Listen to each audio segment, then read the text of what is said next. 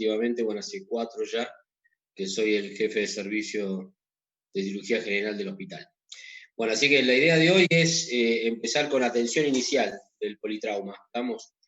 Así que creo que es uno de los temas más importantes con respecto a lo que van a ver y lo que van a practicar, ya que todos como médicos alguna vez nos vamos a encontrar sí o sí con algún accidente y con algún politrauma. En nuestra vida médica seguramente nos vamos a cruzar con esto, casi les diría el 100% de las veces. Ya seguramente alguno habrá tenido alguna vez alguna experiencia en alguna ruta, en la calle, accidentes. Es habitual que pase esto, así que bueno. La idea es...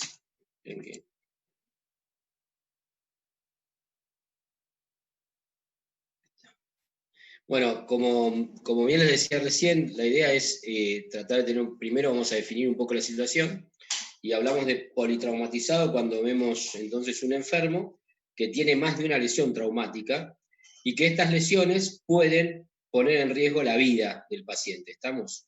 Y el politrauma como tal es que tiene varias lesiones traumáticas en dicho accidente. ¿Por qué es tan importante el tema de los accidentes?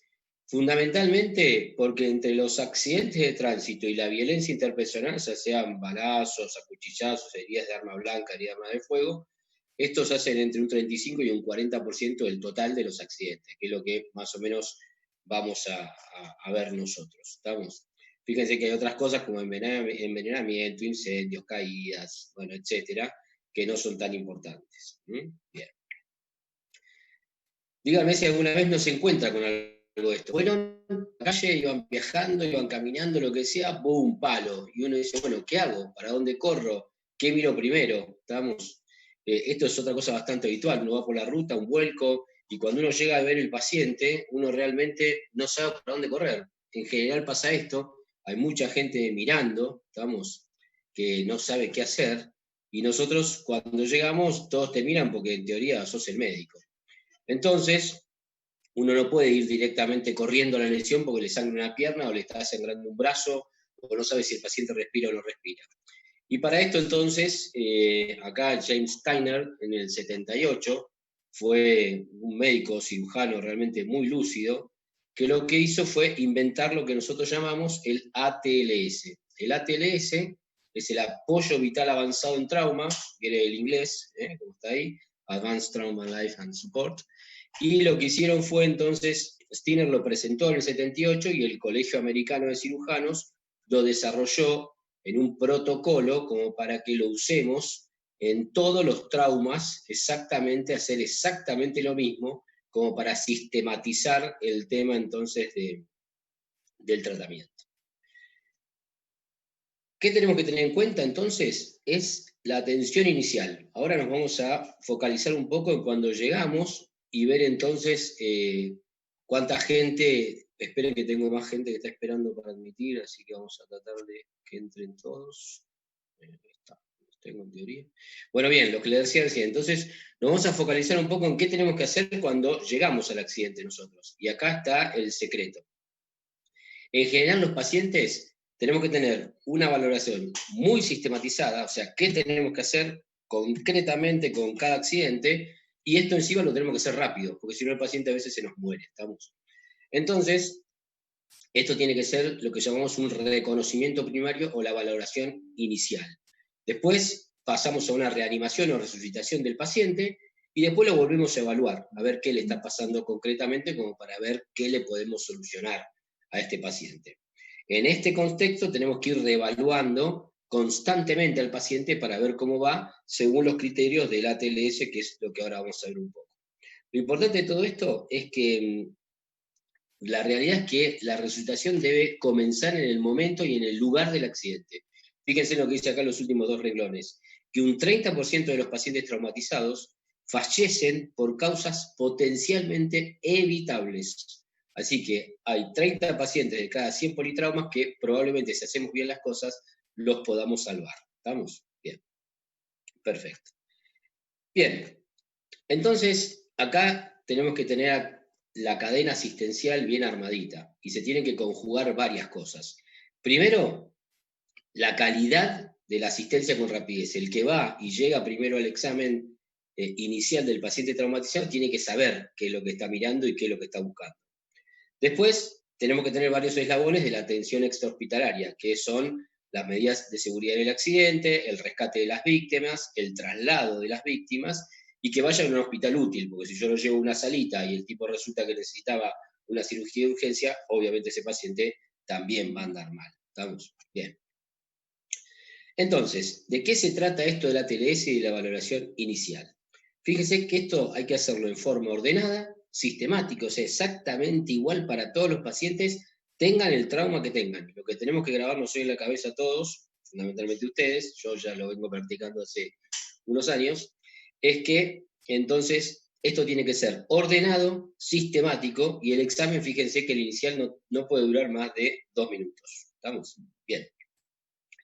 El objetivo entonces es tratar las lesiones que amenazan la vida del paciente. Ahí nos tenemos que jugar nosotros.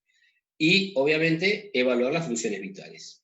Entonces acá lo que se armó en el protocolo es lo que nosotros llamamos el ABCDE.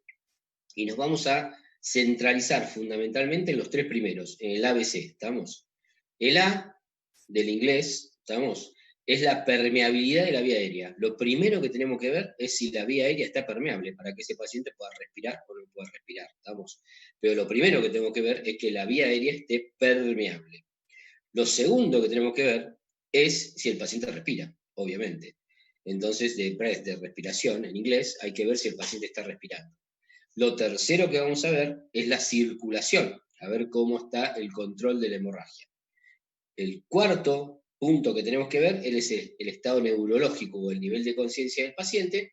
Y el último es exponer a ver qué otro tipo de lesiones tiene y qué protección térmica necesita el paciente.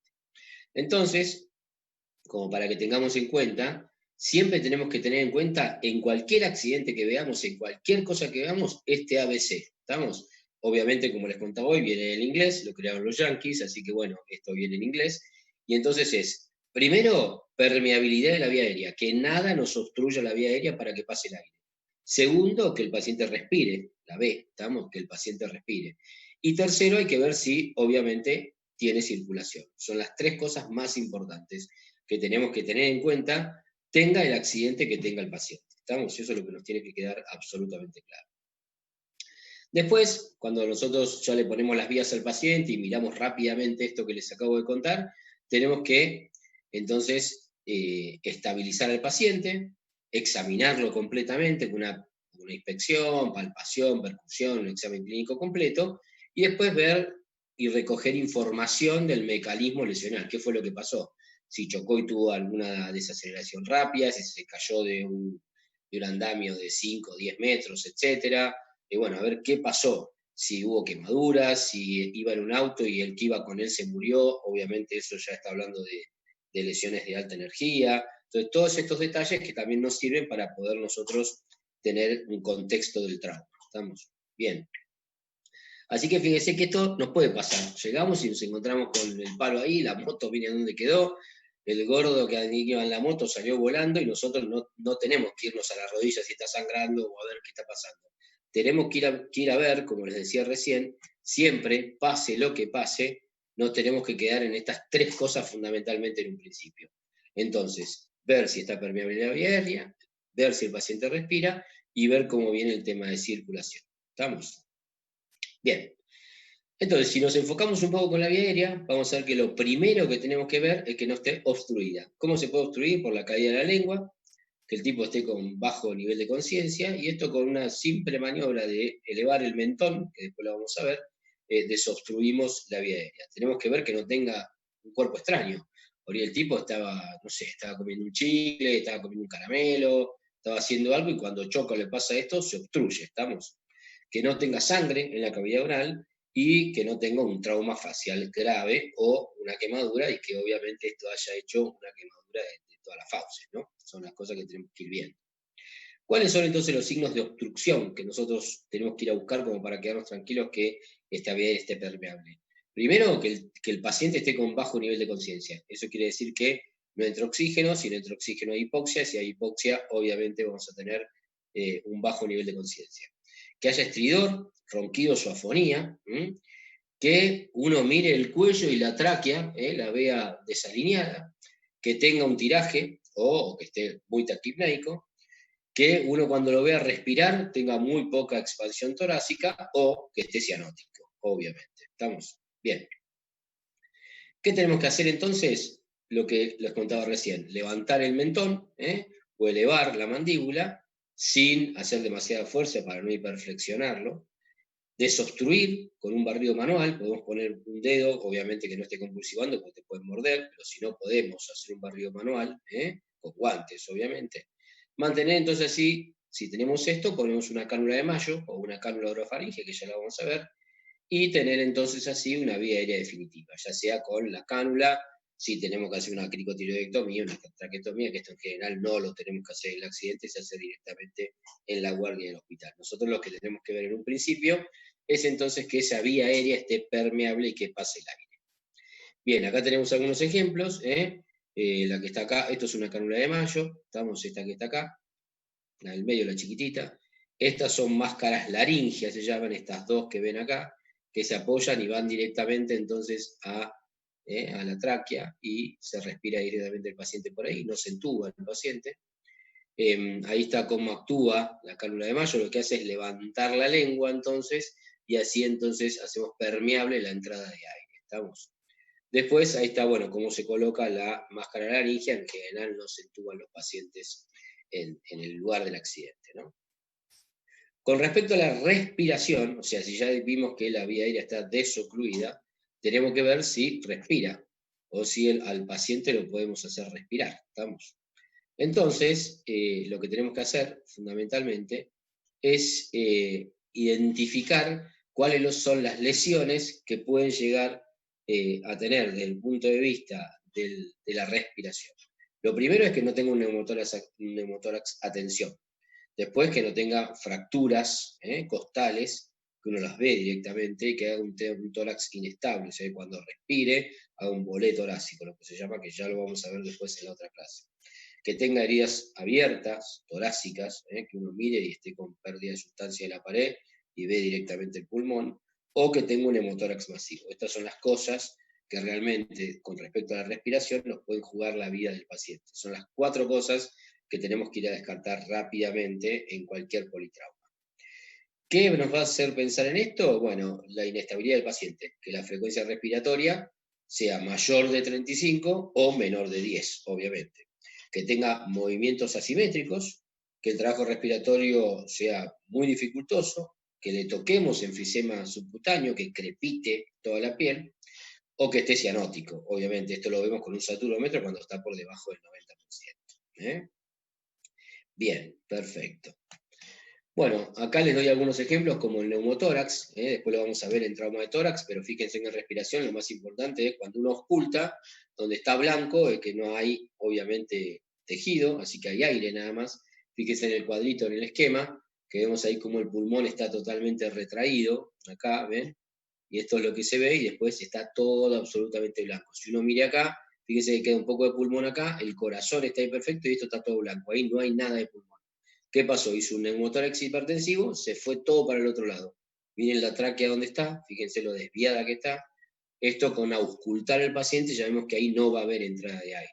Esto es el esquema de cómo queda entonces el pulmón, cómo queda totalmente contraído, y así se ve entonces, frente a acá están las fracturas costales, y es un esquemita de cómo puede ser un neumotórax entonces. Bien, acá sin duda una herida penetrante, no tenemos que ir a ver la herida directamente. Primero tenemos que ver si respira, si la vía aérea está permeable, si la vía aérea está permeable tenemos que ver si respira, y si respira tenemos que ver la circulación. Cuando todo esto esté bien, ahí nos vamos a dedicar realmente a la herida como tal. Esto no se hace absolutamente nada en el lugar del trauma, sino que tenemos que tratar de que llegue vivo el paciente al hospital donde lo podamos operar y arreglar todo el lío que le armaron esos caños cuando se cayó de la obra y se le clavaron en el tórax. Bien, perfecto. ¿Qué hacemos con la circulación entonces? En general, que es la C, que era de las 3 cosas que habíamos hablado, la circulación. Tenemos que ver si el paciente tiene circulación, obviamente, si está funcionando su corazón y circula, y el control de las hemorragias si es que las hubiese. Bien, entonces, lo que tenemos que ver es si tiene latido cardíaco, ¿estamos? Y si tiene pulso central. En general se mide entonces en carótida el pulso central.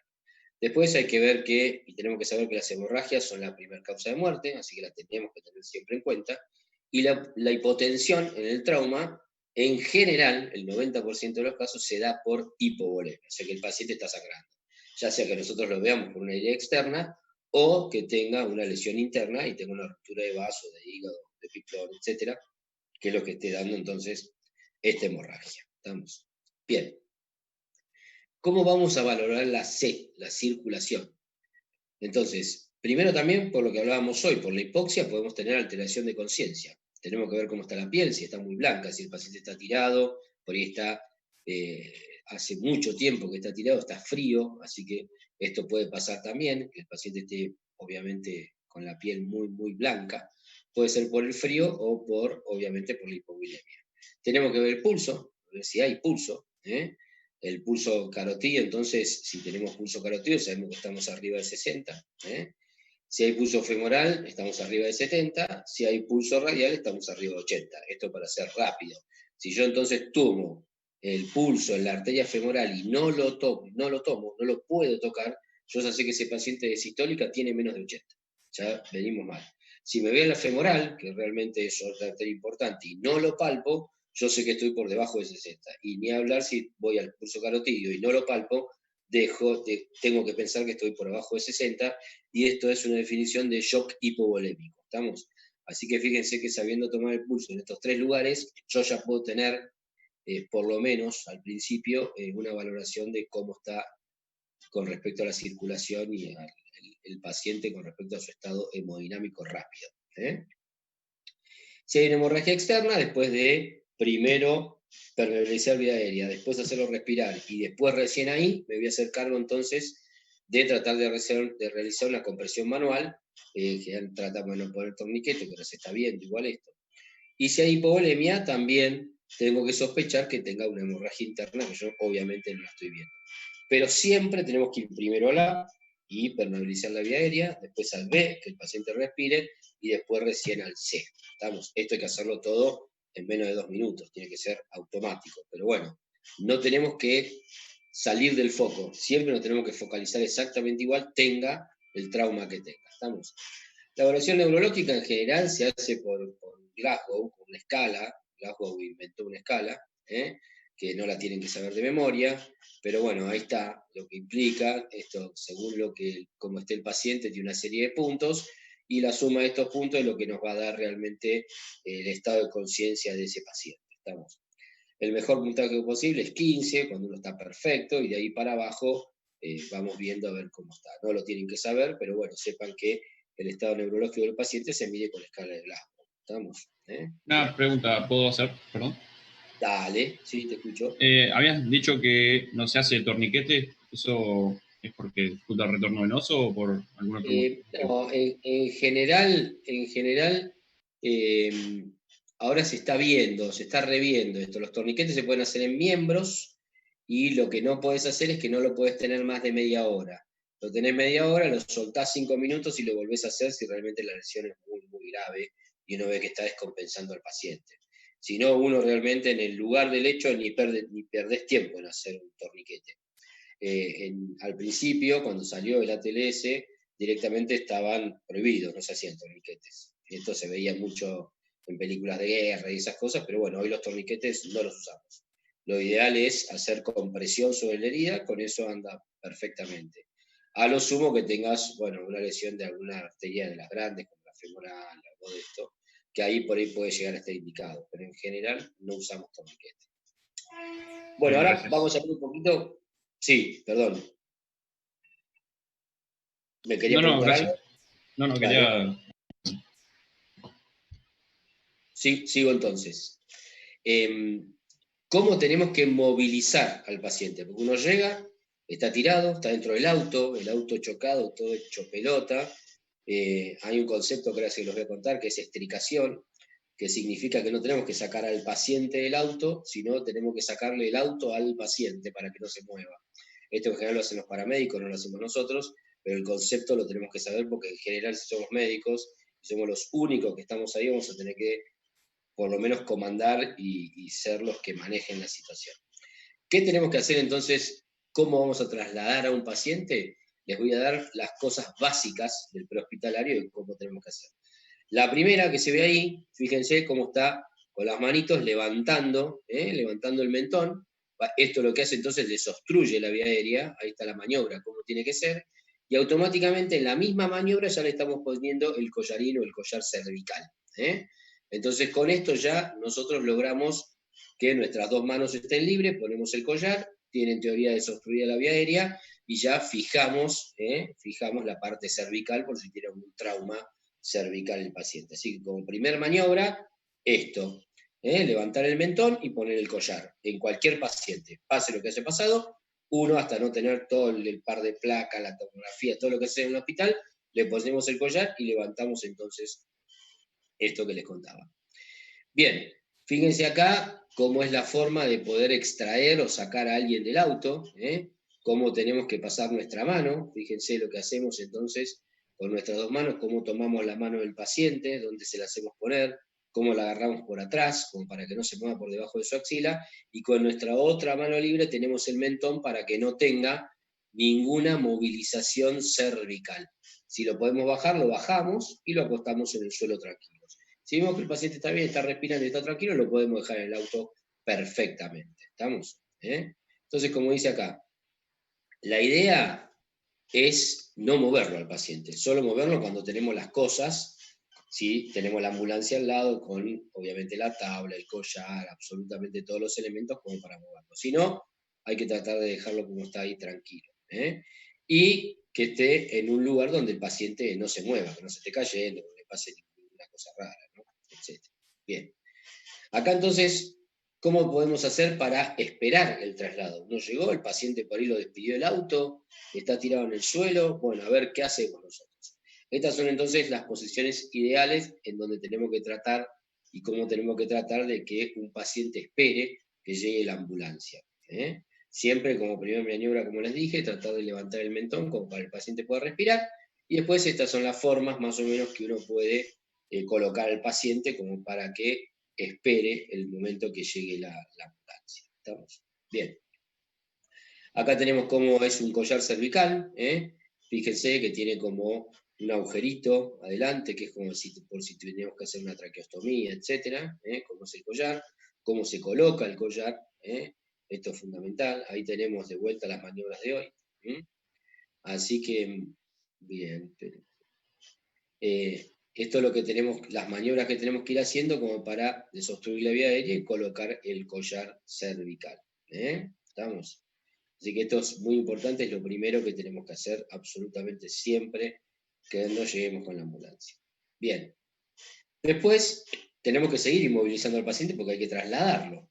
Así que para esto tenemos otras cosas como, acá tenemos varios elementos que nos ayudan a hacer este tipo de traslado. Fíjense cómo en general lo que más cubrimos es la región cervical, con todos estos aparatos, para que no se muevan el traslado ni en el traqueteo de la ambulancia, para que si llega a existir algún tipo de lesión o algo, el paciente no sufra más por nuestros movimientos que por el accidente que tuvo. ¿Estamos? Acá tenemos lo que les contaba hoy de estricación. Hay también como si fuese un chaleco de estricación que se pone, como ven acá, como se toma el paciente, se pone primero el collar, después se coloca por atrás esto, que es el chaleco de estricación, cómo se lo coloca en el paciente, y con esto se lo puede movilizar totalmente seguro el paciente. Y lo que les contaba hoy, hay que tratar de sacar siempre el auto del paciente o según donde se haya accidentado, y no movilizar al paciente para no cometer errores con respecto a esto. Estas son las camillas que habitualmente usamos, como ven ahí. Hay algunas que son rígidas, como tenemos que trasladar y acostar al paciente, y otras que son con presión negativa. Al paciente se lo acuesta ahí y es como que en vez de inflar, se desinfla en la camilla, y entonces es como que se le ajusta al paciente, hace un molde del paciente, y así se lo puedes trasladar perfectamente. Perfecto, muy bien. Y estas son algunas de las maniobras como para que vean. Siempre fíjense que no se puede hacer de a uno, nunca se puede hacer de a uno. Hay que hacerla por lo menos entre 3 o 4 personas para ver cómo realmente tenemos que ir trasladando un paciente, cómo agarrarlo, como para no producirle más lesiones de lo que el paciente tenía. ¿Estamos? Así que bueno, para ir terminando la primera clase, que fue bastante rápida, espero que les haya sido práctica. Siempre pongan una frase, y esta me la copió Alejandro Magno, que dice que la conducta de cada uno de nosotros depende del destino de todos. Y si, la verdad que me pareció piola ahora con el tema del COVID, que fíjense que es súper importante lo que hagamos cada uno para ver qué nos pasa a todos, y ahí estamos con esta realidad. Así que bueno, perfecto. Hasta acá llegamos con la primera. Bueno, a ver. Por aquí.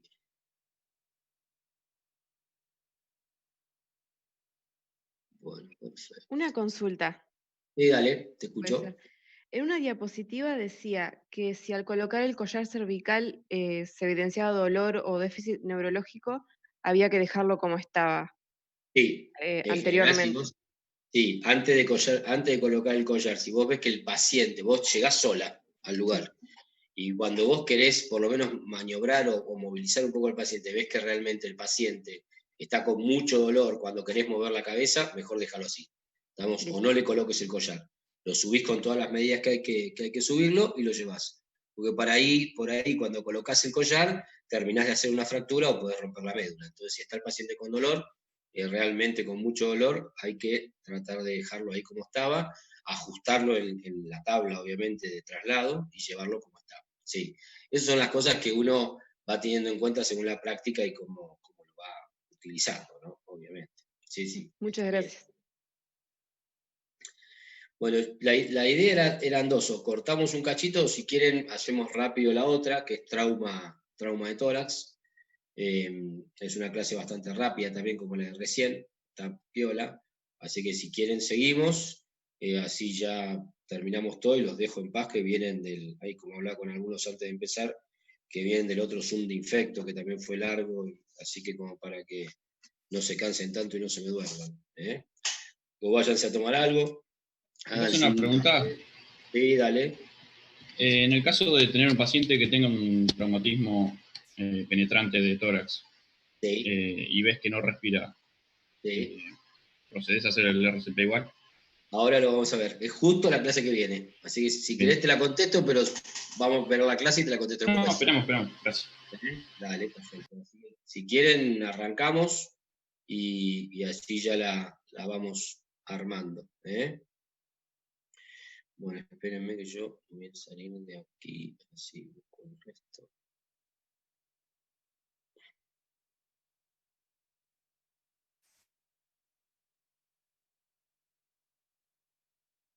Como verán, tengo un montón de clases y de cosas, así que yo estoy todos los días en el hospital, así que ahora lamentablemente con esta realidad del coronavirus no nos estamos viendo tanto, pero la idea era que ustedes estén a la mañana con nosotros en el hospital todas las mañanas, y ahí veíamos todo esto en práctica, pero bueno, esta realidad no nos ha dejado ver esto, así que bueno.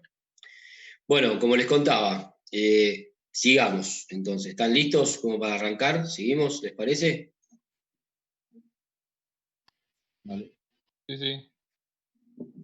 Bueno, vamos. La otra charla entonces que tenemos que ver, además de la atención inicial que habíamos hablado recién, a mí con respecto a los traumas me tocó contarles un poco qué hacemos en los traumas de tórax. ¿Estamos?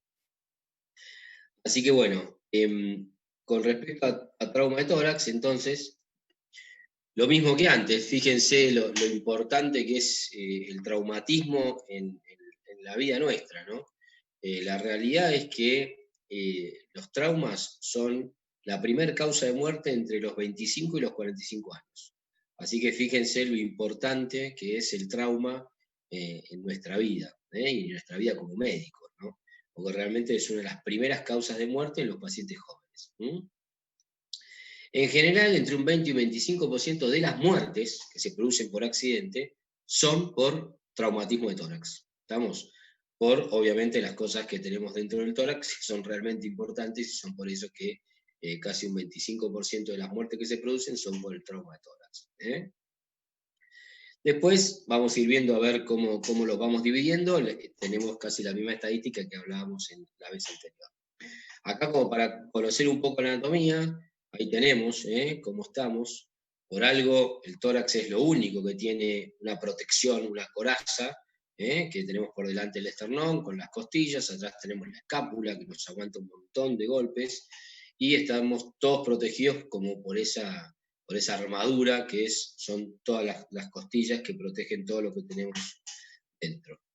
Por otro lado, tenemos que saber entonces que anatómicamente tenemos una pleura parietal, una pleura visceral, tenemos líquido entre las dos y después recién vamos a llegar al pulmón. Vamos. Nosotros tenemos que dividir las áreas, pues según dónde puede ser el traumatismo, ya sea penetrante, abierto, cerrado, lo que sea, tenemos que ver dónde está y qué podemos encontrarnos en el lugar donde fue el accidente. Fíjense que tenemos un área importante anterior que es el área del opérculo. El otro área importantísima para nosotros es el área precordial, obviamente. Y vemos también esta parte, si la lesión fue a este nivel. Yo cuando decía que tengo una lesión a nivel tóraco-abdominal, ya sé de qué estoy hablando. Como si digo tengo una lesión a nivel del área precordial, también sé dónde está. O si digo que tengo una lesión en el opérculo, también ya el que me escucha sabe de qué estoy hablando y dónde se encuentra probablemente esta lesión. ¿Estamos? Si vemos la parte posterior, lo mismo. Ahí tenemos entonces dónde serían las heridas en la región tóraco-abdominal. Fíjense que está más alto siempre de lo que a uno le parece. ¿Estamos? Bien. Fundamentalmente los traumas de tórax los podemos dividir en dos. ¿Estamos? El trauma cerrado y el trauma penetrante. Y acá es la gran clasificación del trauma donde nos tenemos que situar para realmente poder ver de qué se trata esto. Fíjese, esto es un paciente entonces que toca y fíjese cómo le quedó marcado el cinturón de seguridad. Obviamente fue un trauma de alta energía, obviamente esto, fíjese cómo quedó el cinturón, y probablemente este paciente tenga heridas por desaceleración. Esto obviamente es un trauma cerrado. Vamos. Si vemos esto, no es un trauma cerrado. Fíjese que esto es un trauma totalmente abierto, en la zona del opérculo. Acuérdense todo lo que pasa por ahí arriba. Así que esta pobre señora está grave realmente, y fíjese encima el cuchillazo que le pusieron. Así que esto obviamente está hablando de una herida de rama blanca, en zona del opérculo, así que yo ya voy preparando, cuando me avisan que llegan y ven esto, cuando me lo pasan por radio, yo ya estoy preparando el equipo quirúrgico, porque obviamente esta paciente apenas llegue al hospital, si llega, tiene que entrar a cirugía. Esta es la otra que nos pasa, fíjense, acá el paciente voló, no sabemos cómo va a terminar, ¿estamos? No sabemos si va a terminar con trauma abierto, con fractura, con trauma cerrado, etc. No sabemos con qué nos vamos a encontrar. Pero acá tenemos que ver también que tenemos lo que implica el trauma penetrante. En general, los traumas penetrantes los dividimos en dos cosas, en baja energía o en alta energía. Las heridas de baja energía dentro de los penetrantes son aquellas que se hacen con armas blancas, le decimos nosotros. ¿Estamos? En general, entonces, son flechas, cuchillos o armas de fuego de muy bajo calibre, tipo un aire comprimido, algo de esto así. Y las de alta energía ya son fusiles militares o pistolas de alta potencia. Estamos, armas de alta potencia. Esto cambia mucho el tipo de herida que provoca. Las características del trauma abierto, o el trauma penetrante, lo que decíamos, es que por ahí no tiene que tener sí o sí fracturas costales. En general, siempre, absolutamente siempre, van a presentar hemo y neumotórax. Inmediatamente en el accidente, ya sea entonces por lo que fuese, pero si es un trauma penetrante, va a tener hemotórax, o sea, sangre dentro del tórax, y neumotórax quiere decir que el pulmón se pinchó y hay aire en la cavidad pleural. ¿Estamos? Hay que ver qué pasa con la vía aérea, si tengo trauma de grandes vasos o si tengo un trauma del diafragma. ¿Estamos? Bien. En cambio, los traumas cerrados, esto cambia un poco, porque en general no producen esta comunicación del interior del tórax con el exterior. ¿Estamos? Y en general pueden producirse fundamentalmente por una desaceleración brusca, como un choque, por una compresión, porque se le cayó algo arriba, o por un cizallamiento, como dice ahí en la diapositiva. Fíjense acá, esto es un trauma cerrado, flor de voleo, a este seguramente lo echaron, le pusieron la roja, pero el otro pobre seguramente que no puede seguir jugando porque realmente fue un trauma importante. ¿Qué tenemos que hacer en cualquier trauma? Lo que hablábamos al principio. Siempre vuelvo a la misma diapo, fíjense. Valoración inicial. ¿Qué implica la valoración inicial? El ABC. Chao. No me importa si el tipo tiene un trauma cerrado, un trauma abierto, de alta energía, de baja energía. Eso es lo que yo tengo que ir pensando en el momento. Pero cuando yo llego al accidente, lo que tengo que hacer es el ABC del ATLS. ¿Estamos? El ABC del ATLS.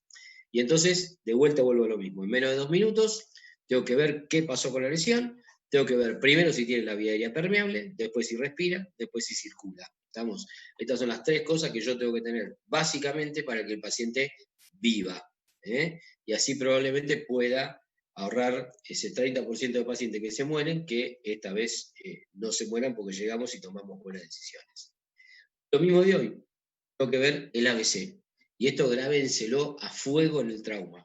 No piensen en otra cosa cuando vean el trauma. No se dejen llevar por lo impresionante del trauma, por si el tipo se amputó una pierna, si le arrancó un brazo, porque eso no lo va a matar, en definitiva. Lo que lo va a matar es si no tiene la vía permeable, si no respira o si no circula. Lo demás, si tenemos estas 3 cosas controladas, podemos llegar a controlarlas. ¿Estamos? Bien. Bueno, ¿cuáles son las lesiones en tórax que corren riesgo de vida? ¿Estamos? ¿Qué lesiones hacen que el paciente tenga riesgo de vida? La obstrucción de la vía aérea, fundamental, el neumotórax, atención, el tórax inestable, el hemotórax masivo, el taponamiento cardíaco y el neumotórax abierto. Y ahora nos vamos a dedicar a cada una de estas como para que ustedes tengan una noción general de cada uno de estos cuadros. ¿Estamos?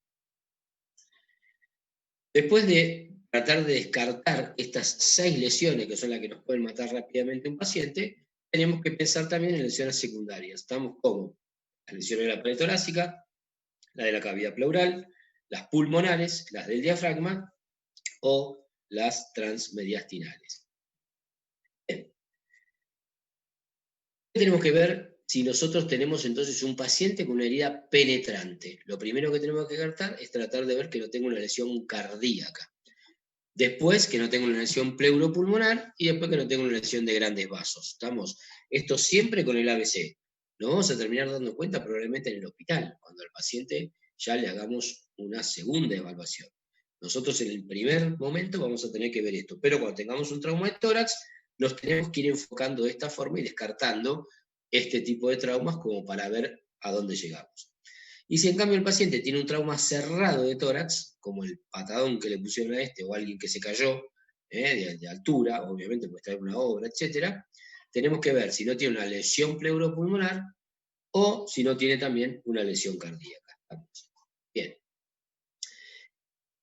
¿Qué vamos a tener en cuenta o qué vamos a tomar para mirar estas cosas? El examen físico, la placa de tórax, la ecografía, si la tenemos ahí en la guardia, que nos viene bárbaro, y ahí dice angiotac, es tomografía. Y la tomografía, por último, que es la que en general, cuando nosotros estabilizamos el paciente, nos define absolutamente el cuadro y vemos absolutamente las lesiones.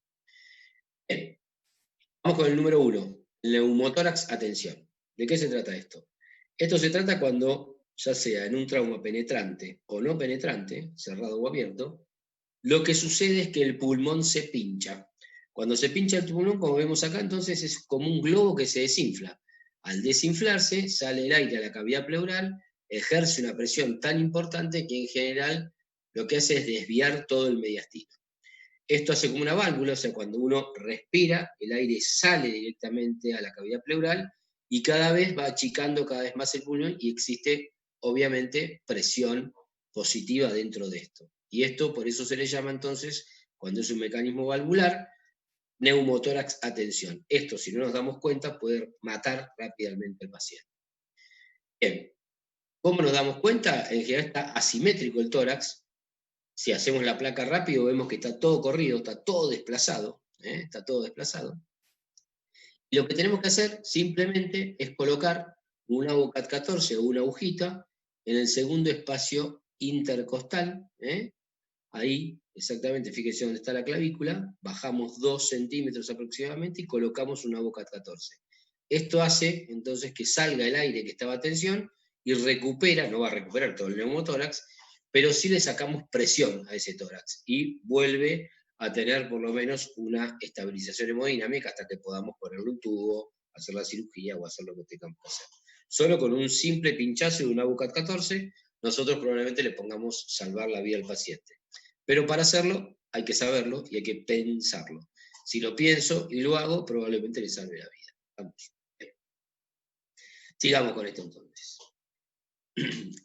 Otra de las cosas que tenemos es cuando hay sangre en el tórax. Y pasa más o menos lo mismo. Obviamente cuando nosotros tenemos un trauma, ya sea abierto o cerrado, ya sea si obviamente es abierto y por algún arma de fuego o un arma blanca, vamos a tener alguna herida con respecto a alguna intercostal, alguna arteria, alguna vena pulmonar, y esto lo que hace es que el tórax se llene de sangre. Cuando se llena de sangre no deja que el pulmón funcione y volvemos de vuelta a esto mismo. ¿Estamos? Bien, ¿qué hacemos ahora? En general, lo primero que tenemos que hacer cuando el paciente llega al hospital, esto no se hace antes, es colocar un tubo de tórax, como ven acá. En cuanto a espacio intercostal, yo le pongo un tubo de tórax, y esto lo que va a hacer es, va a sacar el aire y la sangre que exista dentro de, obviamente, de la cavidad pleural. ¿Estamos? Bien, el tórax soplante es lo mismo y muy parecido a lo que hablábamos hoy. Lo que hace entonces es que el tórax está abierto, tiene una herida, acá como ven acá, tiene una herida directamente que comunica el exterior con la cavidad pleural, y esto hace entonces de válvula. Entra el aire, se cierra, y lo que va haciendo entonces es que el pulmón cada vez se vaya achicando más, aumenta la presión intracavidad pleural, y esto hace entonces que de vuelta se comporte como si fuese un neumotórax a tensión. ¿Estamos? Bien. ¿Qué tenemos que hacer entonces? Si uno ve un tórax soplante, uno escucha como que el paciente respira por ahí, respira por esa lesión que tiene, por ese agujero que tiene el paciente. ¿Estamos? Entonces lo que hay que hacer es tratar de poner un parche como vemos acá. Tratamos de poner un papel film o algo, acá tiene un papel de aluminio. Tenemos que cerrarlo fundamentalmente en 3 lugares y dejar siempre uno abierto. ¿Para qué? Para que haga de válvula. Cuando el paciente inspira, entonces cuando el aire quiere entrar, esto se tapa y hace de válvula para que el pulmón se pueda inflar, y cuando el paciente expira, obviamente el aire sale y esto sale. Entonces lo que tenemos que hacer es algo rápido. Si vemos que estamos frente a un tórax soplante, como se llama, que la herida es abierta y vemos que sale aire cuando el paciente respira, como si respira por ese lugar, le tenemos que poner un parche de este tipo. Esto probablemente también le salve la vida al paciente hasta que lo podamos llevar al hospital y lo podamos operar. Bien, otro de los temas que habíamos visto era el taponamiento cardíaco. ¿De qué se trata el taponamiento cardíaco? Cuando tenemos algún trauma de tórax, es que tenemos líquido en el pericardio. Cuando el pericardio se empieza a llenar de líquido, lo que hace es obstruir el latido cardíaco, paro cardíaco y muerte. Así que le tenemos que sacar la sangre a ese corazón o al pericardio, obviamente, cuanto antes. ¿Cómo nos vamos a dar cuenta? Vamos a tener ingurgitación yugular, ahí se ve, fíjense que se ve bastante ahí como tiene la vena yugular muy, muy hinchada. Lo que vamos a ver entonces es fundamentalmente que los latidos cardíacos están como muy lejos, alejados se llama, los escuchamos como sordos, como que van más lento, y lo que tenemos que hacer entonces, acá dice cirugía sería lo último, pero como algo rápido, es una punción pericárdica, donde la hacemos entonces en el apéndice cifoide. Tenemos que apuntar a la tetilla izquierda, obviamente, y tratar de, obviamente, punzar el pericardio. Esto no es fácil, no lo hace cualquiera, hay que tener cancha, pero uno lo dice acá, uno por lo menos lo tiene que saber, o tiene que saber o sospechar por lo menos el cuadro. Tiene que sospecharlo para poder realmente después tratarlo y evidenciarlo. Siempre antes de hacer algo de esto, le hacemos un ecodoppler, hacemos otro tipo de estudios para ver si realmente hay sangre en el pericardio. Esto no se hace en la calle. Son todas cosas que ya se hacen en el hospital, en la revisación secundaria del paciente. ¿Estamos? Bien, y por último tenemos entonces el tórax inestable. ¿De qué se trata el tórax inestable? Cuando tenemos una doble fractura de las costillas, tiene que ser como mínimo 3 o 4 costillas, y lo que hace entonces es que cuando el paciente inspira, se va para adentro el tórax, ¿ves? Como lo ven acá, por la presión que hace. Y cuando expira, se va para afuera.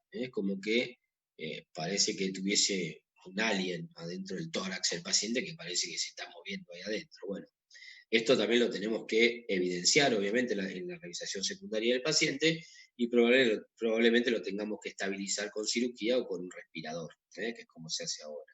¿Estamos? Pero lo importante es que son todas entidades que nos pueden costar la vida del paciente. Bueno, acá está cómo hay que manejarlo, esto no les interesa ahora en esta clase, no es importante. Y vamos a ver algunas imágenes y algunos cuadritos como para ir cerrando hoy.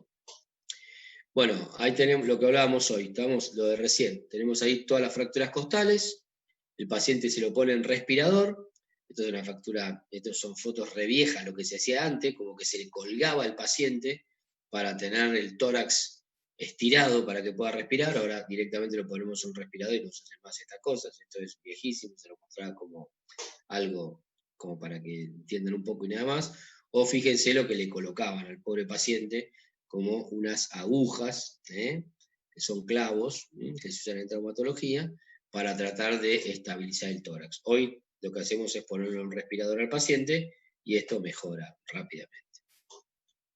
¿Cómo se ve un neumotórax? Se ve exactamente como les muestro ahora. Fíjense que acá hay una línea, ahí está la línea pulmonar, de acá para afuera hay aire, para adentro hay pulmón. Y ahí está, según qué cantidad tiene esto de aire, vamos a ir viendo entonces qué tipo de neumotórax tenemos. Este neumotórax ya está con el tratamiento hecho, como ven acá tiene un tubito puesto, que es un tubo de tórax, que es un avenamiento pleural, que en general es como tratamos a la gran mayoría de los pacientes con lesiones traumáticas torácicas. El hemotórax tenemos lo mismo que el neumotórax, pero cuando hablamos de sangre. Tenemos un grado 1, un grado 2 y un grado 3. Y acá es exactamente igual que el neumotórax. El grado 1 es cuando llega entonces al cuarto arco postal posterior. El grado 2 es cuando llega entonces hasta el segundo arco casi. Y el grado 3 cuando es total. ¿Qué hacemos con esto? Lo mismo. Si tenemos que hacer algo rápido, lo ponemos punzar. Y si no, el tratamiento definitivo de esto es colocar un tubo de tórax, un avenamiento pleural. ¿Estamos? Bien. Acá vemos neumotórax masivos, fíjense cómo se ve. ¿Estamos? Cuando se ve realmente, cuando se ve negro es que hay aire. Cuando se ve blanco es que está sólido. Entonces el hígado se ve sólido, el pulmón se ve negro porque está lleno de aire. Fíjense, acá vemos entonces en la de abajo del todo, en la tomografía, cómo se ve el pulmón normal y fíjense cómo se ve todo lo que es sangre y recién fíjense lo que queda de pulmón, muy chiquitito ahí, estamos muy chiquitito ahí.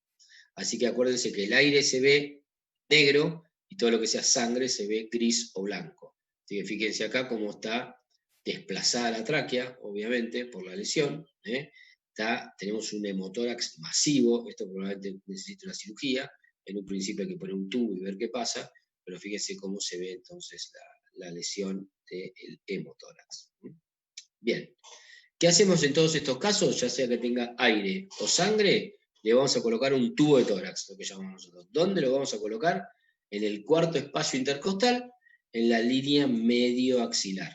El tubo que se pone habitualmente es un K227, tiene 1 centímetro de diámetro aproximadamente, y el tubo lo que hace entonces es sacar el aire que está de más o sacar la sangre. Y según lo que venga y cuánto venga, decidiremos si tenemos que pasar ese paciente a quirófano o si nos podemos quedar tranquilos con la maniobra que hicimos. Bien, perfecto. En general, entonces, ¿cuándo tenemos que pasar los pacientes a cirugía? Cuando tenemos un neumotórax mayor del 25%, ¿cuáles son las indicaciones de colocar el tubo? Perdón, ¿cuáles son las indicaciones de colocar un tubo? Cuando tenemos un neumotórax grado 2, cuando tenemos un neumotórax menor que grado 2, pero el paciente está muy sintomático, o sea que le cuesta respirar, le duele, está ansioso, ahí si vemos que tiene un neumotórax por placa o por tomografía, colocámosle un tubo igual. Si tengo un neumotórax grado 2 o 3, obviamente también es la indicación. El neumotórax abierto sin dudarle. Cualquier neumotórax entonces, en paciente que se lleva a cirugía, obviamente tiene que salir de la cirugía con un tubo. O cualquier paciente que vamos a colocar a un respirador, también le tenemos que poner un tubo porque la presión que hace el respirador puede hacer que si tuvo un trauma, puede tener alguna lesión pulmonar, sea inadvertida y cuando le ponemos el respirador haga el neumotórax. Así que si vamos a tener que ventilar al paciente, probablemente tenemos que poner un tubo de tórax también. Bien, y por último, como para ir llegando al final, ¿cuáles son las indicaciones de cirugía? Así que fíjense que primero lo que hicimos fue tratar de que el paciente viva con el ABC, tratar de que llegue al hospital vivo, mientras tanto ir sospechando qué herida tiene, nos tenemos que ver si tiene un trauma cerrado, si tiene un trauma abierto, según el trauma que tenga, si es penetrante, si no es penetrante.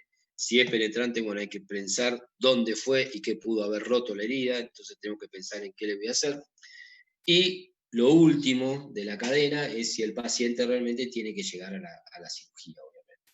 ¿Cuáles son entonces las indicaciones de cirugía en un trauma de tórax?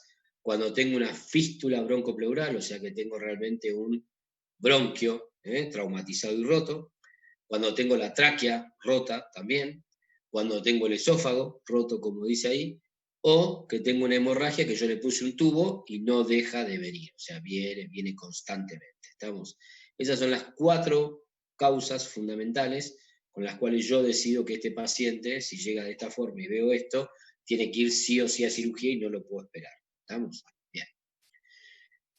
¿Cuáles son entonces la indicación de la toracotomía? Lo que yo les contaba hoy. Entonces, que tenga un deterioro severo postraumático el paciente y no tenga causa aparente, que tenga un paro cardíaco, que tenga una hipotensión progresiva, a pesar de la reanimación que yo le estoy haciendo con el ATLS, que tenga un taponamiento cardíaco en trauma penetrante, obviamente, o que tenga un defecto de pared realmente muy, muy importante. Estas son indicaciones de ultraurgencia, porque si no hago algo, el paciente seguramente se nos muere. Bien, y como conclusión, como para ya terminar entonces, el mecanismo del trauma debe orientarnos siempre a las lesiones probables. Por eso yo les digo que el marco teórico de esta clase es importante porque uno tiene que pararse frente al paciente mientras va haciendo el ABC, tiene que ir pensando qué le pasó, cuál fue el trauma y cómo tengo que ir actuando y qué, obviamente, tengo que ir sospechando ya frente a qué me estoy encontrando y qué lesiones puede tener.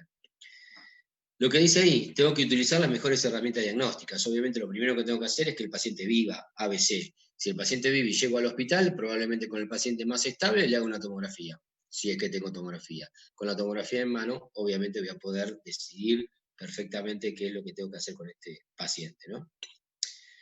La lista de chequeo, tengo que sí o sí descartar el taponamiento cardíaco, el neumotórax a tensión, el hemotórax masivo, el tórax soplante y el tórax inestable. Son las 5 entidades que me matan al paciente rápidamente. Entonces yo eso, en un trauma de tórax, siempre lo tengo que tener en la cabeza y siempre lo tengo que sospechar, porque es lo que va a matar al paciente rápidamente. Si lo sospecho, probablemente llegue a tratarlo y le pueda salvar la vida al paciente.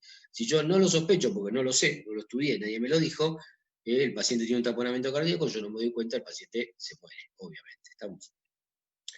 Y obviamente lo que dice ahí, ¿no? Identificar rápidamente qué paciente tengo que trasladar rápido. Si yo llego a un accidente con múltiples víctimas, tengo que ser muy rápido en hacer primero entonces un triage, ver cuál es el que está peor y realmente poder trasladarlo rápido.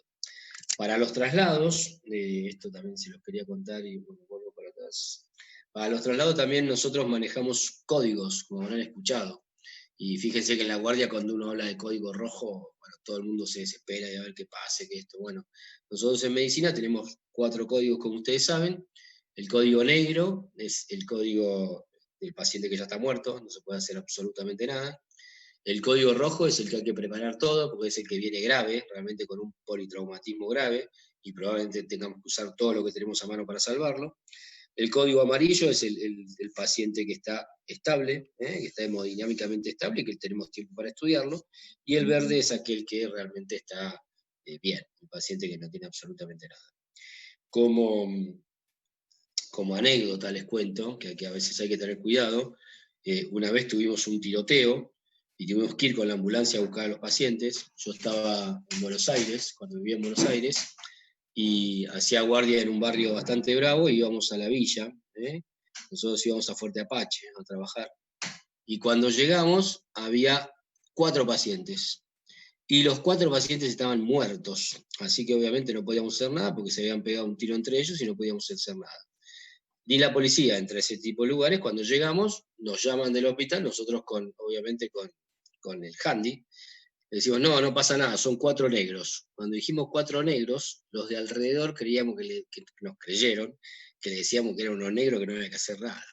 Y casi nos matan. Y lo que nosotros estábamos explicando era que eran 4 códigos negros que estaban muertos, que no podíamos hacer nada. Así que bueno, se los cuento como una pavada para que lo tengan en cuenta cuando uno transmite información o según en el momento que uno está y en el lugar, hay mucha gente desesperada y estas cosas pueden pasar a veces. Así que bueno, esto terminó bien igual, pero el momento fue bravo. Y por último, como les contaba, que siempre trato de terminar las clases con alguna frase, ustedes son el futuro, obviamente, son los que están estudiando, son los que van a ser médicos y son los que van a manejar la medicina y la salud de la gente. Así que acuérdense siempre de este señor, de Víctor Hugo, francés, que allá por 1840 aproximadamente escribió esto. Y dijo que el futuro tiene muchos nombres. Dijo que para los débiles es algo que es inalcanzable. Para los temerosos o los miedosos es algo desconocido. En cambio, para los valientes el futuro siempre, siempre es una oportunidad. Así que yo les cuento y les digo que le metan pata y que sean parte del equipo de los valientes, que siempre vean al futuro como una oportunidad. ¿Estamos? Bueno, hasta acá llegué. Gracias. Si quieren preguntarme algo, lo charlamos un poco, pero por lo menos llegamos a buen puerto. Gracias, chicos. Todo bien.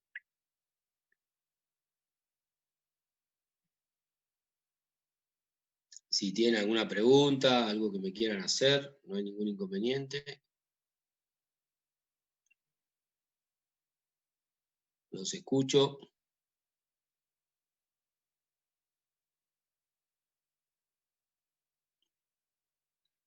Yo tengo una duda. Dale. Cuando se coloca un tubo para drenar un neumotórax. Sí, dale. ¿Cada cuánto controlas para ver si ya no es necesario el tubo? Lo controlás constantemente. Lo tenés que controlar constantemente.